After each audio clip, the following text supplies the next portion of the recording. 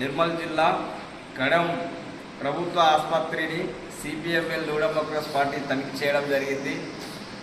ఈ తనిఖీలో భాగంగా అనేక సమస్యలతోటి సతమతమవుతుంది కడెం ప్రభుత్వ ఆసుపత్రి। ఈ ఆసుపత్రిలో రెగ్యులర్ డాక్టర్ శివకుమార్ గారు ఉంటారు, కానీ తానుకు 3 హాస్పిటల్ కడెం, దస్తరాబాద్, పెంబి మండలాలకు ఇన్ఛార్జిగా ఉంటారు। తాను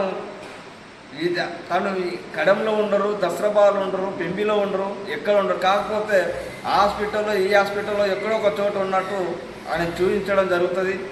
దానికి ఖానాపూర్లో ప్రైవేట్ క్లినిక్లు ఉన్నాయి। ఈ ప్రభుత్వ డాక్టర్లకు ప్రైవేట్ క్లినిక్ల వల్ల వాళ్ళ స్వార్థం కోసం ప్రభుత్వ ఆసుపత్రిని వదిలేసి ఖానాపూర్ సెంటర్లో హాస్పిటల్లో డ్యూటీ ఉన్నట్టు చూస్తూనే ప్రైవేట్ క్లినిక్లో తను చూసుకోవడం జరుగుతుంది।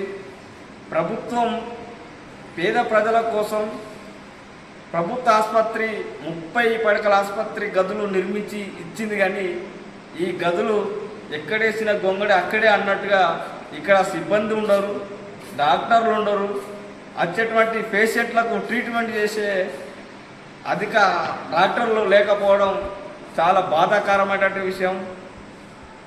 ఉమ్మడి ఆదిలాబాద్ జిల్లాలో కడెం మండలంలో వెనుకబడినటువంటిది, దాంట్లో ప్రధానంగా గిరిజనులు ఉన్నటువంటి మండల కేంద్రం।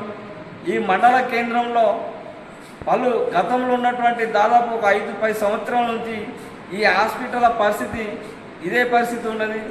డిఎంహెచ్ఓ గారు ధనరాజు గారు తను ఈ జిల్లాకు వచ్చినప్పటి నుండి వారికి మేము చెప్పడం కూడా జరిగింది, కడెం హాస్పిటల్ పరిస్థితి చాలా దారుణంగా ఉంటుంది, మీరు చెక్ చేస్తారని మేము ఆశిస్తున్నాం।